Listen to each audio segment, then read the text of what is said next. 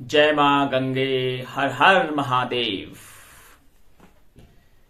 मित्रों, करुणा, दया चित्त की वह अवस्था है जहां पर विशुद्ध अंतःकरण के बीज अंकुरित होते हैं। बीज के अंकुरण के लिए सॉफ्ट सोल की आवश्यकता होती है, यानी कि मिट्टी का नरम होना आवश्यक होता है। नरम मिट्टी में ही बीज ठीक से अंकुरित और पल्लवित होते हैं। ठीक ऐसे ही हमारे अंतःकरण की स्थिति होती है। हमारे अंतःकरण की शुद्धि के लिए हमें हमारे हृदय को कोमल होना होता है, सॉफ्ट होना होता है, जिसे हम दया और करुणा के नाम से जानते हैं। जब दया और करुणा हमारे हृदय में पल्लवित हो रही होती है तो उसी समय हमारे जो अंतःकरण है, मन बुद्धि चित्त अहंकार, इसके बीज पल्लवित हो रहे होते हैं। और यहीं से वह रास्ता निकलता है जब हमारा अंतःकरण शुद्ध होता है। शुद्ध अंतःकरण ही ज्ञान प्राप्ति का स्थान है, क्योंकि उस दिव्य ज्ञान को शुद्ध अंतःकरण ही ग्रहण कर सकता है। आज महाकुंभ प्रयागराज 2025 में ऐसा ही एक उदाहरण हमें देखने को मिल रहा है।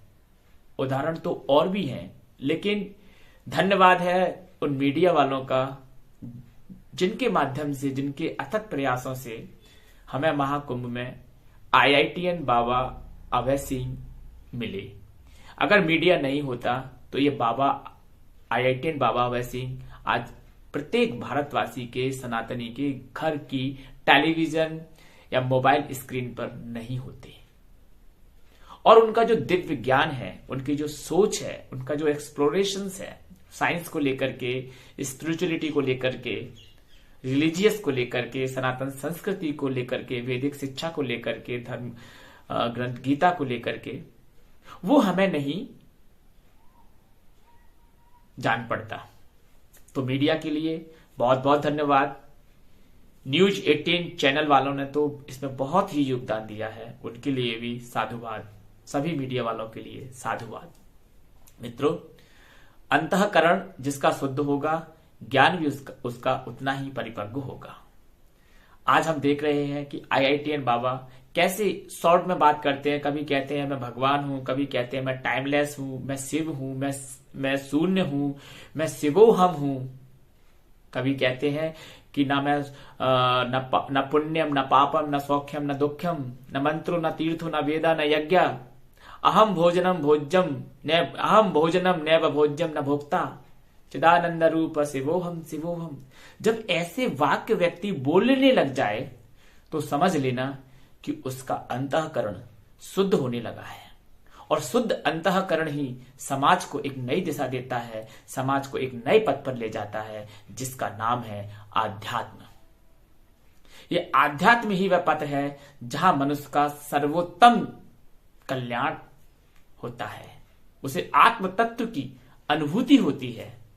और ये अनुभूति हम बाबा अभय सिंह IITN में भी देख रहे हैं कि कैसे वे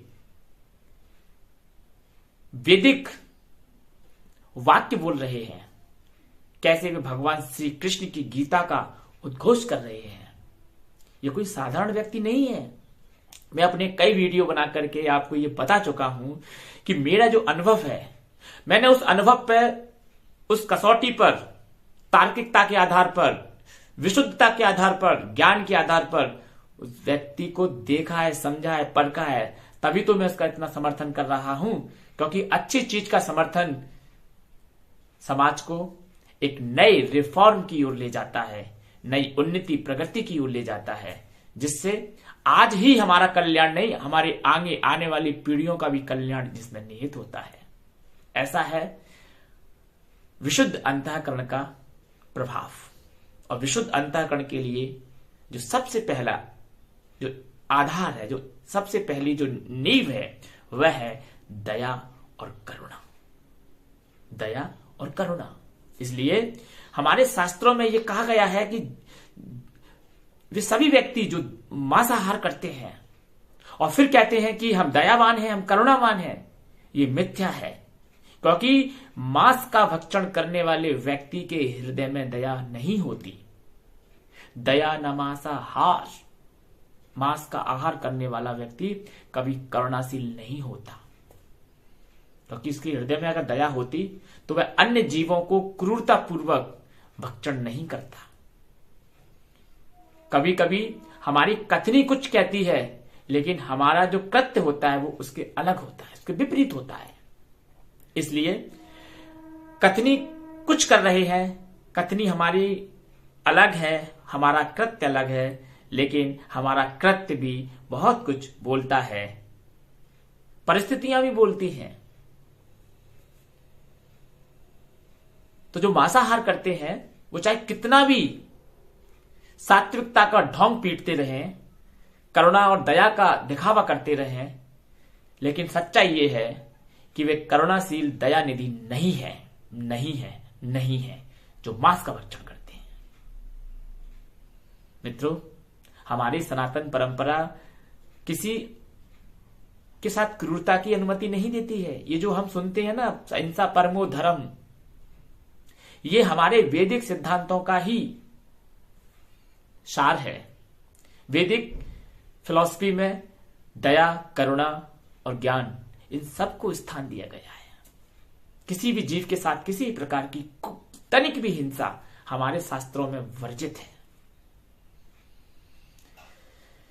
एक बार फिर से मैं मीडिया का धन्यवाद करता हूं, सोशल मीडिया का, प्रिंट मीडिया का, इलेक्ट्रॉनिक मीडिया का, सभी का धन्यवाद, सभी को साधुवाद, कोटि कोटि धन्यवाद कि उन्होंने महाकुंभ में ऐसी लाइव सभाएं करके हमें ज्ञान के अमृत से परिचित कराया।